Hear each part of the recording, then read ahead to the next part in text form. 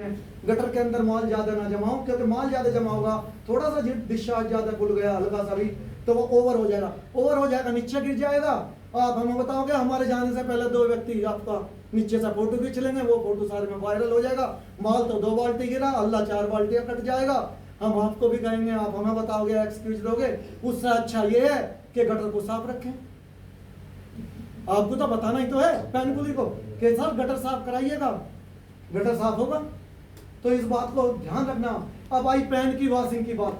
जब पैन आपका गिर गया, बहुत बड़ी जिम्मेदारी आती है पैन कुली के ऊपर। जब ये वॉशिंग कर रहे हैं कि पहली वॉशिंग कर दी उसने, तो दूसरी वॉशिंग करते समय ये ध्यान रखें कि पैन को 100 डिग्री सेंटीग्रेड तक गर्म करें। जब 100 डिग्री सेंटीग्रेड तक गर्म करने के बाद 2 ही वॉशिंग करें, क्योंकि यदि आपने वॉशिंग ज्यादा करी तो फिर आपका मैस्किट पतला हो जाएगा। मैस्किट पतला हो जाएगा, फिर रिसर्कुलेशन का कार्य जो पहले मैंने बताया फिर वो चल पड़ेगा। मशीन वाला हमसे आएगा, साहब माल बहुत पतला गिराया। हमने आपसे आकर पूछा, भाई बोला तो पैन पतला गिरा दिया? तो नहीं साहब, पैन पतला नहीं गिराया, तो वॉशिंग वाले ने कर दिया। यानी कि लोड फिर कर पैन कुली पर आ गई बात। इन्हें वॉशिंग ज्यादा कर दी, पैन तो इसने पतला कर दिया, मैंने कर दिया नहीं था। और जब पतला हो गया फिर स्टीम कंजप्शन पर बात आ गई सारी की सारी घूम फिर करके। तो कोई भी ऐसा कार्य ना करे, क्योंकि हमें जो यहाँ कार्य करना है 0 एरर पे करना है। यदि आप 0 एरर पे कार्य करेंगे, कहीं गलती की कोई गुंजाइश नहीं छोड़ेंगे, तब आप लीडिंग ग्रुप बन पाएंगे और सबसे नंबर 1 कहलाएंगे और अपने कार्य को अंजाम दे पाएंगे जिस कार्य को आप करना चाहते हैं। 0 एरर पर कार्य करना है। तो इसके पश्चात जब वो हो जाए, केवल 2 ही वॉशिंग करें और पूरा 100 डिग्री सेंटीग्रेड तक गर्म कर तभी पैन को आगे को चलाएं।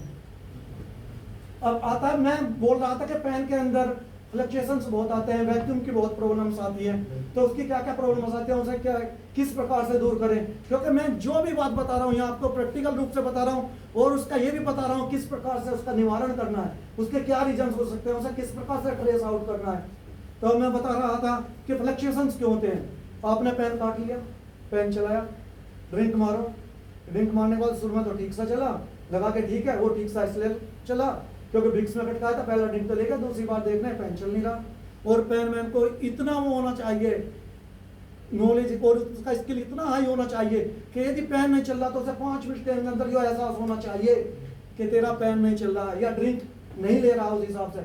और यदि ये उसे पता लग जाए ड्रिंक नहीं ले रहा तो उसके अंदर उत्सुकता आनी चाहिए, भाई किस वजह से नहीं ले रहा, क्योंकि पेन वो देख रहा है। सबसे पहला निवारण वही कर सकता है, और सब तो बाद में इंचार्ज भी कहीं है, शिफ्ट इंचार्ज भी कहीं है, सबसे पहला दायित्व भी उसी का बनता है। तो क्या करे, सबसे पहले ये देखे कि पेन के अंदर वैक्यूम फ्लक्चुएशन तो नहीं हो रहा।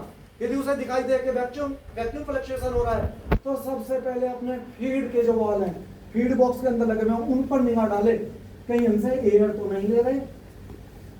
यदि वो एयर ले रहे हैं तुरंत ग्लैंड टाइट कराए यदि फ्लक्चुएशन हो रहा है। यदि वहां से नहीं हो रहा है, पैन कुली पे पहुंचे या नीचे से फिटर को बुलवाए कि सर्कुलेटर की ग्लैंड से तो प्रॉब्लम नहीं है, जो अक्सर हो जाया करती है कि ग्लैंड से हवा ले रहा है, वैक्यूम में फ्लक्चुएशन आ रहा है।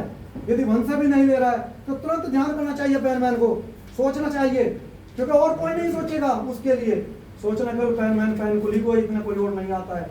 तुरंत उसका ध्यान जाना चाहिए, यार तुमने अभी पैन कट्टा किया था, कहीं ऐसा तो नहीं है कि कट्टे वाल से हवा ले रहा हो, कट्टा वाल सही से नहीं बन पाया हो। तुरंत पैन कुली को नीचे भेजे या खुद नीचे जाए और वहां जाकर ऑब्जर्व करे कि कट्टा वाल से तो हवा नहीं ले रहा, या उसकी वॉशिंग ठीक से प्रकार से नहीं हो पाएगी, थोड़ी बहुत चिन्नी रह गई थी, वहां से हवा तो नहीं ले रहा। और आपका अनुभव आपके आधार पर आप तुरंत डिसीजन ले लेंगे, तुरंत बता देंगे कि हाँ वास्तव में प्रॉब्लम जो है कट्टा वाले डिस्चार्ज में। तो हमें ये ट्रेस आउट करना है कि